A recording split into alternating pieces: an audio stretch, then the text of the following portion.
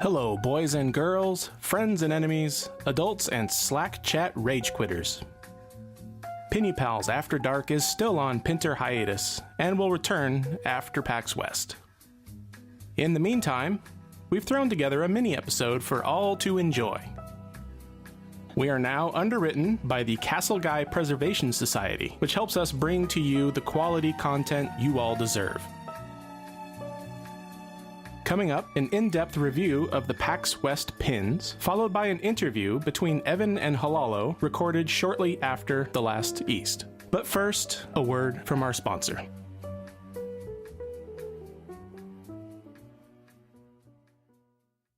In the arms of the angel, fly away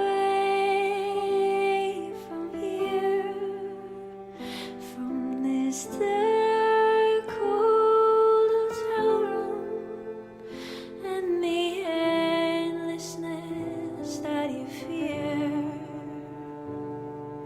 Every day, hundreds of pins are blinded by the bags that are supposed to protect them.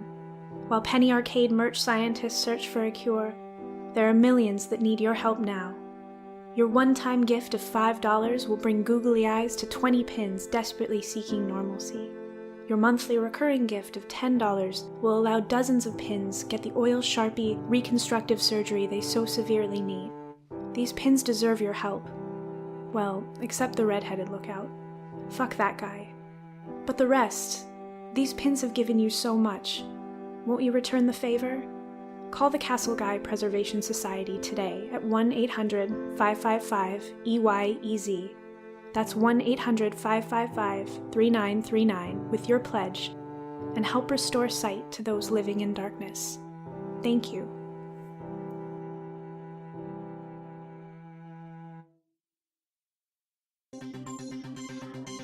And now, Penny Pals After Dark News.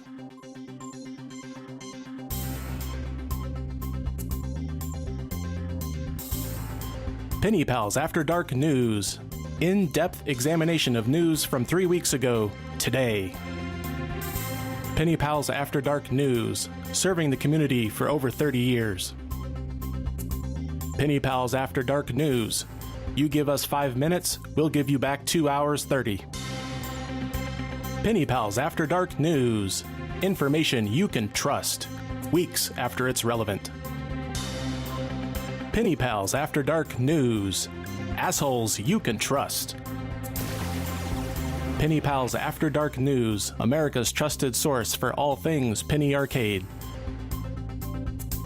Penny Pals After Dark News. Information you can trust from people you can't.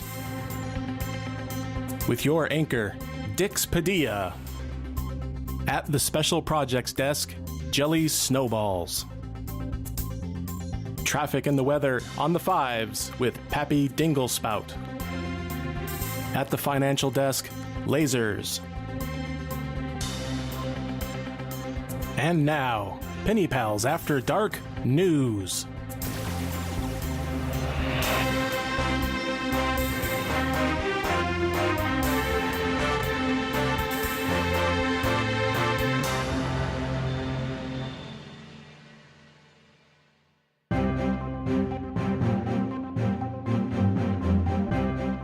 Welcome to Penny Pals After Dark News. I'm your host, Jelly Snowballs.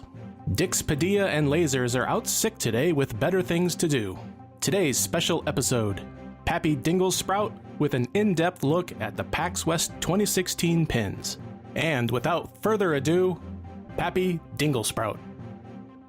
PAX West 2016 LE, PAX West 2016 logo, VR Gabe, VR Tycho, VR Kemper, Child's Play 2016, Lioneye Crest, Songhai Crest, MC Frontalot Final Boss, Balloonicorn, Claptrap, Construct, Samurai Punk, Legion, Mega Man, N7 Mass Effect, Armello logo, PAX Os Roadshow Koala, Owlbear, Drawful Owl, Cthulhu Swim, Ghost, Hunter, Titan, Warlock, Brutal Legend, Hexapel, Deathclaw, Dark Brotherhood, Emily, Mafia 223rd, Thimbleweed Park, Foxtrot Quincy, Coon, Mysterion, U6 VR, Toejam and Earl, Lemirth, Green Flame Fist, Steve, H1Z1 King of the Hill, Behemoth Chicken Foot, Loading Ready Run Tuggernuts, Camp We Don't Wantcha Lovebug. Thank you, Pappy Dinglesprout, for that in-depth report. This has been a special presentation of the Penny Pals After Dark News.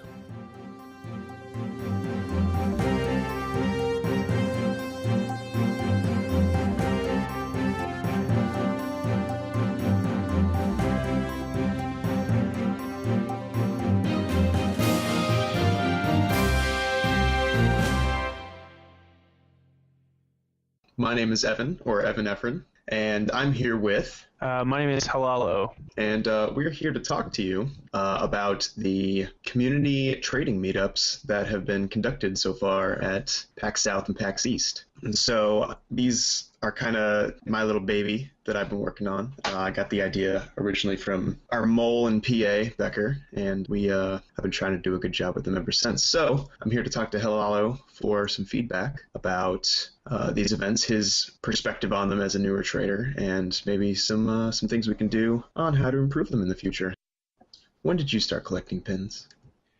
I started 2 Easts ago. It was the year that the Leroy Jenkins pin came out, but I didn't know anything about it.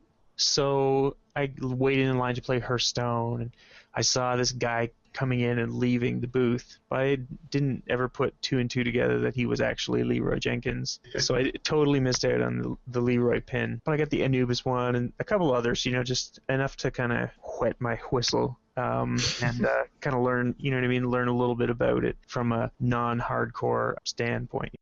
When did you get involved with the community? 2 Easts ago, I spoke on a panel. And then last year I went to South, and when I went to South, the reason I went to South is because I got we applied to speak on another panel and they accepted us, so we went. And when I went there, it was funny. I was just kind of walking around waiting to speak that afternoon, and I saw a whole bunch of people in the kind of in the line area, and I was like, oh, what's going on over here? It's just one line, but there's a ton of people in it. And I walked over and everybody was blinged out with pins. And so I was like, oh, is this, the kind of pin stuff? And I got in line and I did that thing where, you don't know anybody or anything. You just have like 1 or 2 pins that you collected that day. I saw this dude with glasses and a hat who seemed to know much more about pin trading than I did, and then a lot of the other people did who were standing there, and so I just kind of sidled into the conversation. Yeah, you kind of did that thing where like a group's standing there and you just kind of like get closer and closer until they're forced to make like an opening for you. And it worked. That's how I met Hingo. He kind of told me a little bit about pins and how the staff trading thing worked. And at that point I was like, oh, is this a staff trading thing? Like, I didn't even know. And I basically, since he seemed to know what he was doing, I just kind of hung around him and listened to the tons of things that he knew about pin trading. Did you go to the community trading events that were at South or at East? I didn't. I went to the one at East this past East, but I didn't go to the South one. You know what it was? I was playing Pathfinder, or I was learning how to play Netrunner, and it was like, well, you can't leave in the middle of a Pathfinder game, or you know what I mean? So I think I just was like, all right, I'll miss it and maybe see Hingo somewhere else or whatever and see if I can. Okay, so Hingo's your glue. He was totally my glue. Yeah, absolutely. Absolutely. You have him to blame for all of your addiction troubles. That's true. So I'd like to kind of hear about your thoughts specifically on like the community trading panels, or not the panels, but the meetups. Sure. Like, how did you hear about them at first? I think that, well, the one day, no, you know what? I got the PAX, had the app on my phone, and I was looking through, the things I wanted to check out, and I was like, oh, there's an actual pin trading event, staff pin trading thing. So I was like, okay, I gotta go to that. And then so we rolled in at about 7 a.m. each of the days, maybe even earlier. Anyway, because we're speakers, our passes kind of lit us in the building. And so then I went over and I sat in the league line to get a Timo pin every day, actually. And so I was sitting there with my buddy, and there was another guy who sat down behind us, and then Hingo walked over and sat down, and we just, it was kind of like, oh, hey, funny seeing you here. Not really funny, not surprising at all. But yeah, then we just hung out there, and that happened kind of every single day. So then I think he told me about the upcoming pin trading events that were going to be happening. Which day did you first go to the meetups? The first day that I went to the meetup was Friday and Saturday. I think those are the days that I went. I guess first walking up like on Friday, can you kind of like talk me through what your thoughts were going into that? Like, did you have any? Were you like nervous? Were you excited? I was pretty nervous. There was just tons of people, and I didn't really know any of them, except for Hingo, who I spotted over by a window. So I hung out there, and or I just kind of approached with caution, and then just kind of sat in the back corner sort of thing, and just kind of took a lay of the land, There was this smorgasbord of like pin sets that were available for trade or collection or whatever it looked like, with a few kind of people around them kind of showing their wares. So I just kind of like was looking over shoulders and things like that, but I didn't really know anybody, you know what I mean, or really know kind of the value of the pins that I had, or really what I was looking for. Yeah. So I just kind of hung out and kind of sat in the back. So did anything change about that on Saturday, or was that both days for you? No, I became a little more social, or on the second day. I don't know what it was. I think the one morning I talked to you in the merch line or something. I was talking to you about the orange staff pins, and I was like, I think I'm going to try to collect all of these. There was a guy, I don't remember his name either, but he was the guy who we pretended traded Hingo the DLC pin. I don't remember his name, but anyway, so I sat next to him, and he had the cat on the hex pin. I can't remember what it is. Levin's cat? Yeah. I was like, do you want to trade that? And he kind of looked at what I had, and I didn't have anything that he was particularly interested in. I was like, okay. And then, so I think I ended up buying it off of him because he had a couple, and was like, I just kind of wanted to get it. So that's how that happened, yeah. Forgive me if I'm putting words in your mouth, but it kind of seems like you felt like you weren't exactly like included, like kind of right off the bat for the meetups. In your mind, what do you see as some possibilities of things we could like start doing or stop doing in order to kind of help out new members coming into these meetups and try to get them a little bit more involved or feel more welcome? Yeah, I think that there's a couple things that you could try anyway. The one thing that actually made me feel welcome and kind of gave me the courage enough to even come over to the group at the very start is the Slack chat, and kind of being more public about the existence of the Slack chat on the Pinny site, or even if it's on there, just I don't know, have like a thing that you can give out to people who might be trading pins or whatever. It's like, hey, between trades, find us here, or whatever, and chat with us, because it did help that I went in and I knew some people. The other thing is, so I do a charity here in Canada we created. It's called Project Play, and we have like tons of gamers come out for like a night at a pub or whatever, just to play games and talk about their favorite games. And one of the things that we have is like those stickers with your name on them, sort of thing. But we've changed them. We've created custom ones, and it's "Hello, my game is." So if you're shy about telling people your name, it's like, oh, you see somebody drew a Triforce on there, or you see somebody, it says Mario 64, and it's much easier to approach somebody in that kind of shared hobby, instead of like, hey, random Joe, I don't know you. I was like, dude, I love Mario 64. Did you ever find that one secret? I always thought like it would be cool to. There's some people who have the Pinny Arcade or the pin shoulder bags that have their names on them, which is great. But I don't know, like if there's a way to kind of do some sort of like custom, temporary stickers or something like that to just kind of let people know like, oh, this is what their name is, or something like that might be a cool way to kind of ease people into a group, especially when the group there was like 45 people there, and Yeah. I roll in with 3 pins.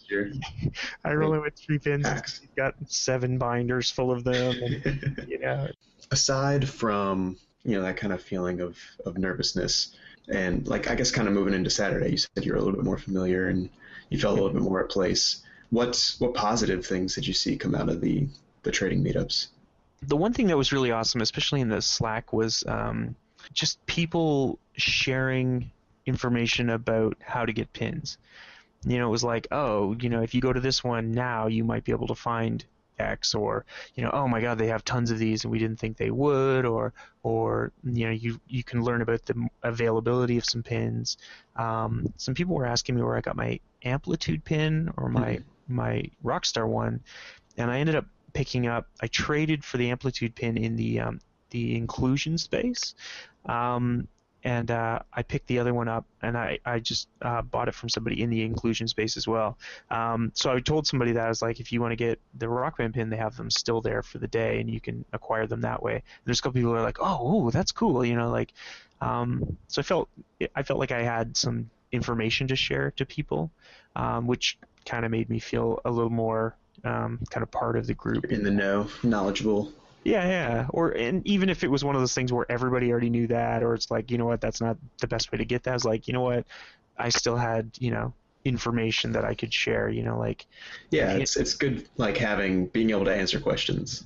Yeah, absolutely. So again, it was that kind of being able to feeling like, you're able to share that kind of information that other people might find valuable, That's one of the things actually kind of for new people, it's intimidating, especially, it's like when a new game comes out, like if you play a game like Call of Duty or whatever, it's one of those games where if you buy that game 2 weeks late, everybody already knows the maps, they already have the loadouts, they already have the guns or whatever, and you kind of walk in, you're like, okay, I'm coming in way behind everybody else, And so if you're new to pin trading, wherever, it's like, okay, there's already been X packs, I'm already, 300 pins behind or whatever, like in order to catch up.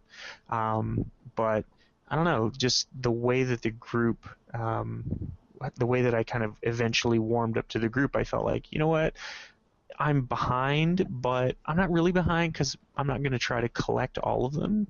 And it was cool to see everybody had, one person was only collecting like merch pins, right? Yeah. Like, oh, that's cool that everybody has their thing to collect, and it's fine to be behind. It's fine to not be as super knowledgeable as other people, because you learn so much, right, from other people. So, So if you were the one, I guess, in charge of the trading meetups that happen at PAX, what are like 2 or 3 things that you would change or add or take away or anything?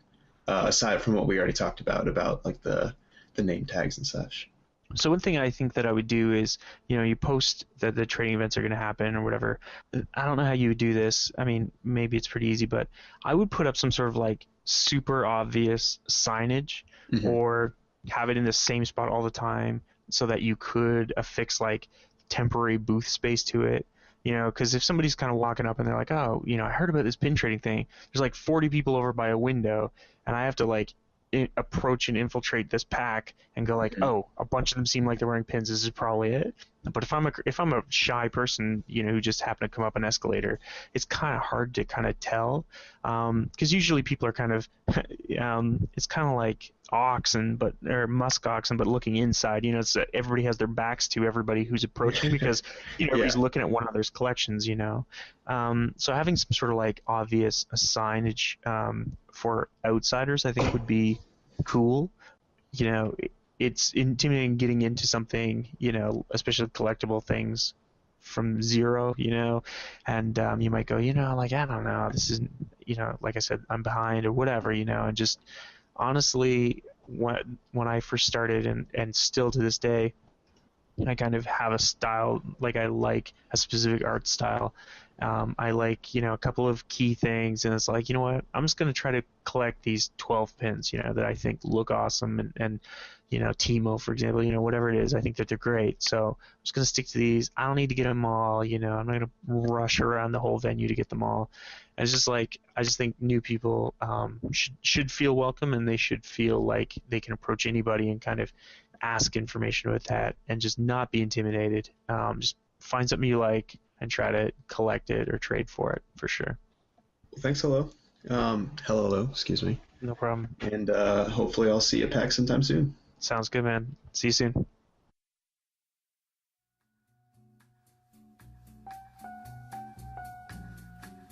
That's it for this mini episode. Thanks to special contributors The Fawn, Evan Efren, and Halalo. Penny Pals After Dark is Hingo, Lasers, The Aggro Craig, and yours truly, Adam Barg. Come find us at PAX West and say hi, and maybe pitch your own content ideas. Until next time, peace.